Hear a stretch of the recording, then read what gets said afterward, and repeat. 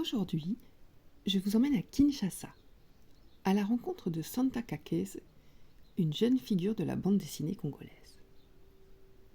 D'abord formée à la peinture à l'Institut des Beaux-Arts de Kinshasa, Santa s'oriente ensuite vers la communication visuelle à l'Académie des Beaux-Arts. Elle y acquiert des bases solides en dessin, anatomie artistique, composition et esquisse, qui vont nourrir son travail. C'est en côtoyant un groupe de BDistes expérimentés qu'elle découvre pleinement la bande dessinée, en participant à des ateliers, des expositions et des éditions artisanales. Ces histoires naissent de son quotidien à Kinshasa. C'est ainsi qu'elle crée sa BD 207, inspirée des transports en commun qu'elle prenait pendant ses études. Dans les fameux minibus 207, les scènes cocasses et les anecdotes ne manquaient pas.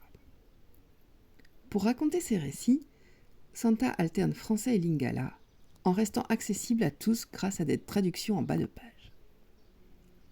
Avec Mfumubuku Lintello, elle se lance dans l'auto-édition et crée son propre label. Une expérience formatrice qui lui permet de gérer le projet de A à Z en allant à la rencontre de ses lecteurs et en organisant des ventes locales. Membre de la nouvelle dynamique de la BD congolaise, Santa travaille avec d'autres artistes pour faire vivre la bande dessinée congolaise dans un contexte encore peu structuré.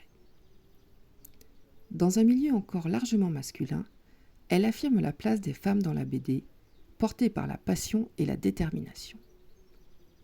Aujourd'hui, Santa poursuit le 2e chapitre de 207. Son rêve, être un jour édité par une maison d'édition pour se consacrer entièrement à la création.